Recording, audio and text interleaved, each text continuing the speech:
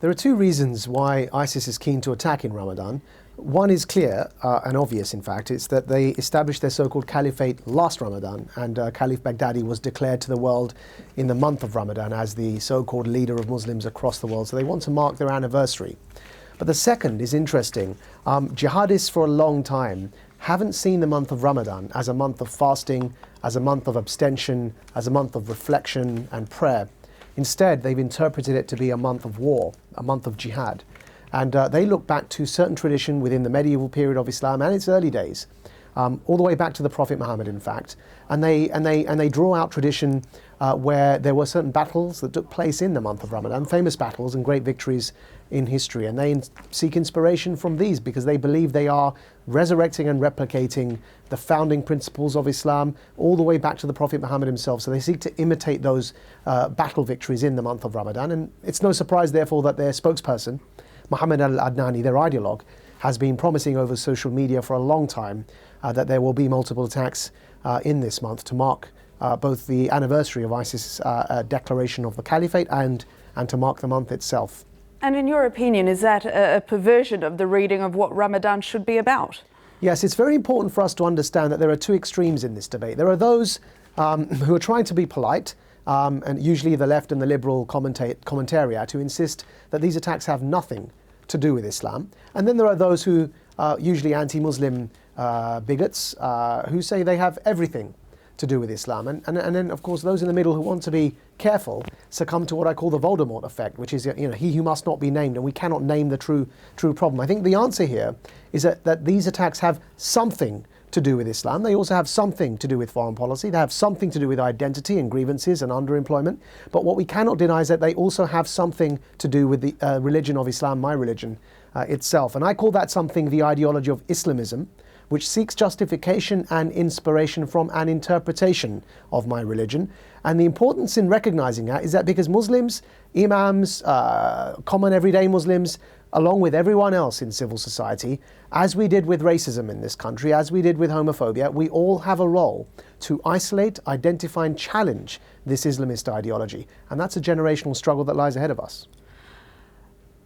And if you were to be, just the problem, when you put it like that, it sounds almost too hard to tackle. If you were advising governments, where do you start? Yes, I can hear the exasperation in your voice, and it's unfortunate. We are very, very far behind online with this debate. We're playing whack-a-mole with ISIS accounts online on social media, and we're incredibly far behind on the grassroots. It's very rare these days to hear a religious preacher in the mosques debunk the very notion of resurrecting a caliphate. Not disagreeing with ISIS. I don't deserve a pat on the back for disagreeing with the worst terrorist group history has ever known. That still puts me in the same camp as Al-Qaeda, the Muslim Brotherhood and other Islamist groups who also disagree with ISIS. What we need is to take the debate to the ideas. And I think the government could make a good start by announcing a strategy that is long overdue from the communities and local government department to work with communities to start challenging some of the ideological underpinnings, the Islamist ideology itself, and bolstering voices within communities to start pushing back against some of this. Now, we don't know yet the identities of the gunmen involved in all three. We know some of the identities, but not all of them yet. Is it too much of a stretch to make the link to returned fighters and what to do with those men when they come back? Because Tunisia has one of the largest number of people in Syria and Iraq, and as does France for Europe. I have three worries with France, and I have a worry with Tunisia. The three concerns with France is we need an answer as to whether this is a homegrown terrorist, whether it's a returning fighter, or it's a delivery on ISIS' promise that they will use the people smuggling routes to mingle their fighters in with genuine asylum seekers who also, by the way, desperately need our help because they're fleeing ISIS.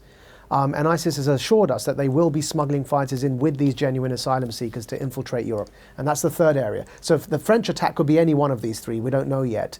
The concern I have with Tunisia is, like France, Tunisia has, more so than France, Tunisia has the highest number of foreign fighters that have gone to join ISIS, as you mentioned, up to 3,000. But in Europe, France has the highest number. So there's a silver lining to this horrific attack, and that's that ISIS have, in fact, by choosing France and Tunisia, if they indeed did so, chosen targets that are easy for them because they have an abundance of fighters coming from these two countries. And that tells us ISIS is on the defensive. It tells us that they're seeking spectacular attacks to try and make themselves relevant because they they are facing certain setbacks on the battlefield in Iraq and Syria. But it also does raise alarm bells because, of course, France is just across the channel and we are unfortunately overdue an attack here in the United Kingdom as well.